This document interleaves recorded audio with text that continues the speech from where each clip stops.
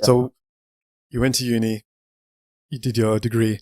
Did you know what you wanted to do next? And because I imagine that there's probably a few people watching this or listening to this, and they're thinking, okay, this is where you got to now, but when he was at the start, when he left uni, what did he do? Did he figure out? Did he know what he wanted to do? Because I imagine, and I speak for myself, and when I speak to a lot of people that I know, there's a thing where they just don't know what they want to do. They don't know what it looks like. They don't know how to figure out that career path.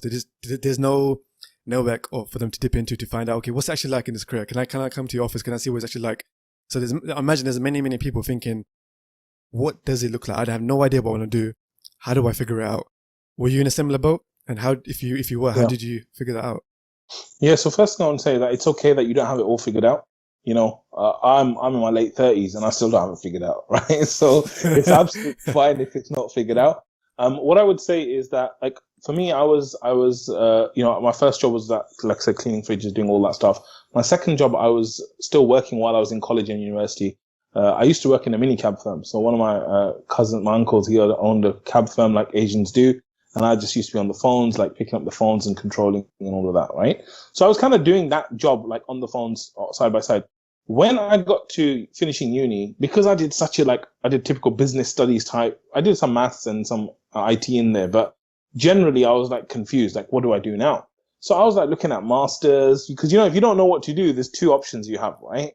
One is that you do more study so that you Yep. just keep Yep. yourself busy, right? So I found this amazing course. It was called decisional science, which was all about how you make decisions, which I think is really important. And I was like, yeah, I should do a master's. And then there was a part of me like, I don't really know what to do. Maybe I should become a teacher, right? And so many teachers became teachers because they didn't know what to do, right? So again, I was like, maybe I should become a teacher and stuff. But all the meanwhile, I'm like applying for jobs and everything because I've just graduated and I'm just applying. And I remember I was sitting in near Wembley Stadium, Wembley Park Station, outside with my dad in the car, and I was about to go for an interview. And my dad's like, "Look, what is the plan, right?" Like dads do. And I said, "Look, Dad, you know what? I'm going for this interview. If I do not get this job, I'm doing a master's, right?" And my dad was all right with that. He's like, "Yeah, master's is good. Like no one's ever been in uni in our family. You're the first, so you're gonna do a master's. It's cool." I went to that interview, and alhamdulillah, I got the job, right? And this is the thing about qadr, that sometimes decisions are made for you, right? But alhamdulillah, like, I kind of said, if I'm going to get the job. So that was my first kind of corporate job. It was a company called Xerox. They invented the photocopier, they invented the mouse, they invented lots of different things. Um, and that was actually a sales account manager role. So I was responsible for selling. I had my own target. I had my own area that I was responsible for selling and stuff. And so that was my first kind of real job after uni. How did you find that? You know what happened? Like for me, another thing that I woke up to at uni, and this is one of the other big turning points in my life, is that I think at uni I started to think more about Allah, started thinking more about my creation, my purpose, things like that. And when you're breezing through life, like I was with uni, I was just having a good time. I was just like not doing much studying, relaxing.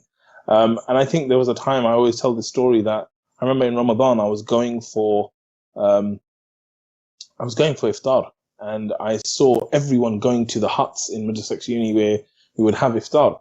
And I saw this one brother, I think his name is Mohsin, right? And he was carrying this massive box of chicken and chips. And like, he's struggling with the box, right? And he's trying to take it in. And I'm just standing there. It was like one of those surreal moments where I'm watching him and I'm thinking, this guy is here to serve all those guys who are walking in. And I kind of said to myself, which one are you? Like, are you the guy that's serving or are you the guy that's eating?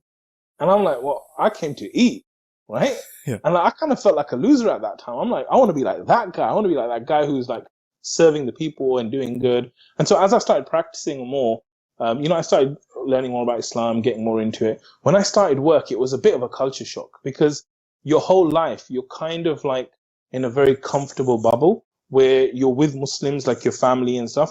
And then when you're even in our inner city schools, like most of the people, like in my school in England, when I was in school here, like I had 2 white kids in my class, right?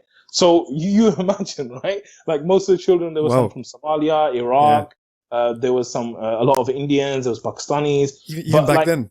Wow. Yeah, even back then, right? Because it's like a very heavily populated Muslim area, ethnic minorities and stuff. So for me, like you're in this kind of bubble. And then even at uni, like it was a business school, so mostly Asians, and you're kind of dealing with a lot of Muslims and everything. So when you get into the workplace and the dynamics are completely switched, right? You go from two white guys in my class to two, Asians Yeah, in the yeah. whole department, I or can 100% relate to that. two black guys in the whole department, right? Yeah. So now, like when you get there, it's like a big culture shock.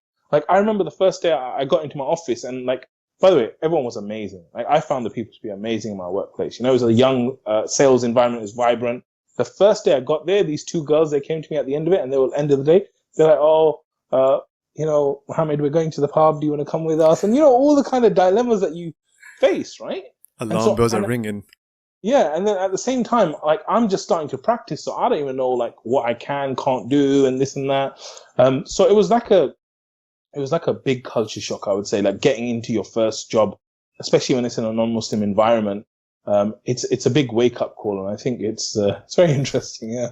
Yeah, those must have been some of the kind of challenges you face, and I think it's a bit of a kind of process and journey, isn't it, when you're going through like any new environment, especially the workplace, because there's so many things that education doesn't teach you about what you learn in the workplace. Those soft skills, those little interactions, that environment, that culture, the way people talk, the way people treat each other, or that it's just that vibe that you just never ever been exposed to. And it says it all when in your school, in your environment, it was mainly, I guess, minor ethnics and very few white. Flip it over when you go to the workplace, it's the other way around. And then there was that question, like, and I think to this day you still get that question, "Do you want to come for drinks?" And I'm like, it's 2020, this is a bit, Muslim, have we not come to that point where it's all about inclusion yet?